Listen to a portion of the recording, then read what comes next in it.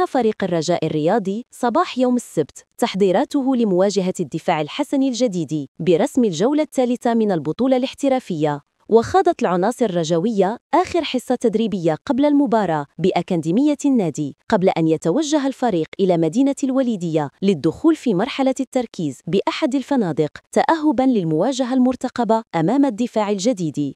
قرر المدرب الجنوب أفريقي فاضل ديفيتس توجيه الدعوة للمدافع إسماعيل مقدم ضمن قائمة الرجاء الرياضي للمباراة التي ستجمعه بالدفاع الحسني الجديد لحساب الجولة الثالثة من البطولة الاحترافية. وجاء قرار باستدعاء إسماعيل مقدم بعد أن استبعده المدرب السابق لسعد الشابي من المواجهتين أمام الفتح الرياضي والجيش الملكي. ويحل الرجاء الرياضي ضيفاً على الدفاع الحسني الجديد على أرضية ملعب أحمد شكري بمدينة زمامرة بداية من الساعة 4 عصراً في أول ظهور رسمي للمدرب الجديد رفقة النسور. وتترقب جماهير الرجاء الظهور الرسمي الأول للمدرب الجنوب إفريقي فاضل ديفيتس الذي يأمل الأنصار أن ينجح في إعادة الاستقرار الفني ومنح الفريق دفعة قوية في مسيرته نحو المنافسة على الألقاب.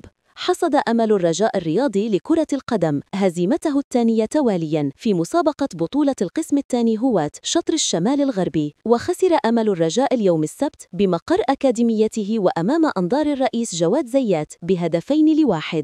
وكان أمل الرجاء قد خسر في مباراة الدورة الأولى أمام الوداد الرياضي ب2 دون رد. واشتد الضغط على المدرب محمد أرمومن مدرب فئة أمل الفريق الأخضر. لتشجيعنا على مواصلة العمل وخلق أفكار إبداعية لا تنسوا الاشتراك في القناة وترك تعليقاتكم على الفيديو لكي يصلكم الجديد أولاً بأول.